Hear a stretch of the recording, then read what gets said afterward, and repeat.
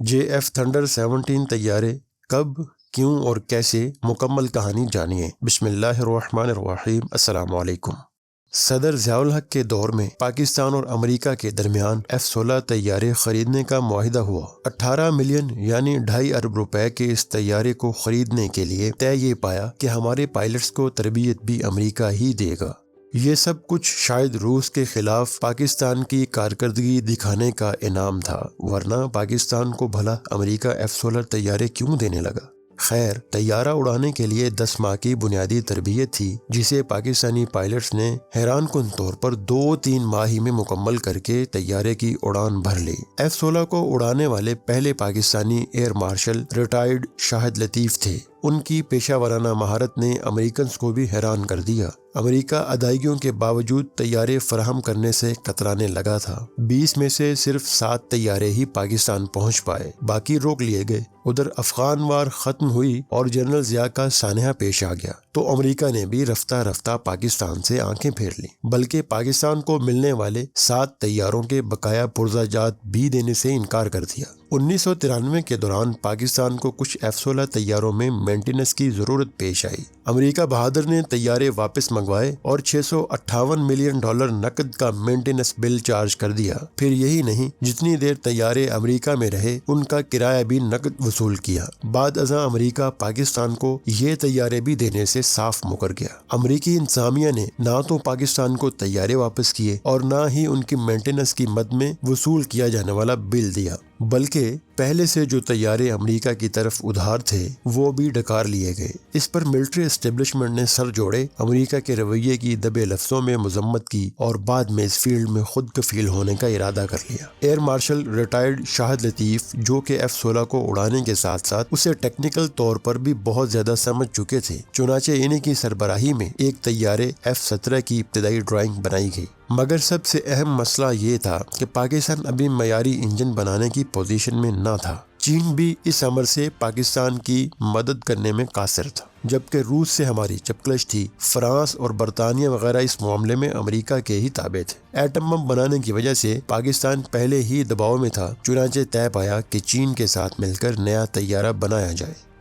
اس پر کام شروع ہوا۔ F-17 کو JF-17 تھنڈر طیارے کا نام دیا گیا۔ میاں نواز شریف کے دور میں یہ کام شروع ہوا تھا۔ امریکہ کو اس کی خبر ہوئی تو بدحواسی میں اس نے حکومت پاکستان کو ڈرانا اور لالچ دینا شروع کر دیا، مگر طیاروں پر کام جاری رہا۔ چین اور روس کے تعلقات ان دنوں بہتری کی جانب گامزن تھے، چنانچہ اس طیارے کے لیے شروع میں چین نے روس سے رابطہ کیا۔ پاکستان کی وجہ سے روس نے پہلے تو انکار کیا، بعد ازاں چین کے ذریعے JF تھنڈر طیاروں کے انجن پاکستان کو بھی ملنے لگے۔ پرویز مشرف کی حکومت آئی تو امریکہ نے پھر F-16 کا لالچ دے کر JF تھنڈر 17 کی پروڈکشن روکنا چاہی، مگر کام تیزی سے جاری رہا۔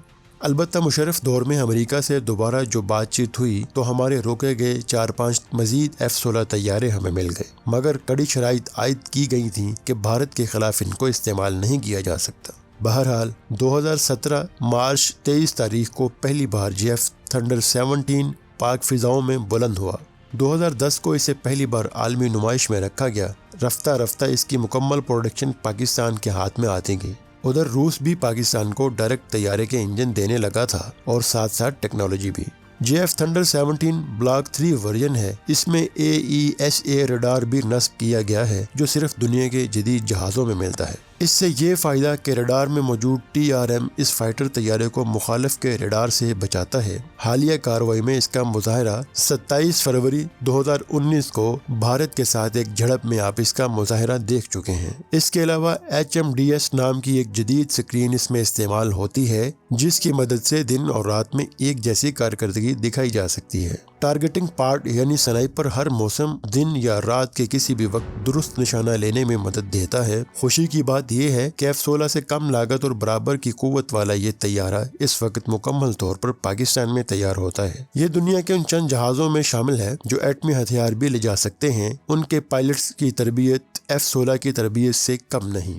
ہمارے پاس اس وقت ایک سال میں 25 جہاز بنانے کی صلاحیت موجود ہے۔ چین 2025 تک 600 JF تھنڈر 17 جبکہ پاکستان 200 جہاز تیار کرے گا۔ کبھی وہ بھی وقت تھا جب ہم دو طیاروں کے لیے سامراجی قوتوں کے آگے منتیں ترلے ڈال رہے ہوتے تھے۔ اب الحمدللہ ہم خود کفیل ہیں، بلکہ برما، مالدیپ، نائجیریا اور سری لنکا جیسے چھوٹے ممالک نے ہم سے یہ طیارے خرید رکھے ہیں۔ 27 فروری کو JF تھنڈر 17 کا ڈیبیو اسکواڈرن لیڈر حسن صدیقی کے ہاتھوں ابھی نندن کے ذریعے ہوا تھا۔ بھارت میں ان دنوں جھوٹی خبریں چلائی گئیں کہ پاکستان کا ہم نے ایک F-16 طیارہ گرا دیا، مگر اس میں کچھ بھی حقیقت نہیں تھی۔ بھارت نے یہ بھی کہا کہ چین بھی اب پاکستان کی نہیں سنتا، جبکہ حقیقت یہ تھی کہ چین اس کارروائی پر بہت مسرور تھا۔ ظاہر ہے اتنے برسوں کی محنت کا ثمر جو ملا تھا۔ یہاں اس بات کا تذکرہ ضروری ہے کہ 95 ارب ڈالر خرچ کرنے کے بعد بھی بھارت ابھی تک اپنے مطلوبہ ہدف یعنی جنگی طیاروں کی کھیپ پوری نہ کر سکا، بلکہ 2027 میں صرف 100 طیارے اسے ملنے کا امکان ہے۔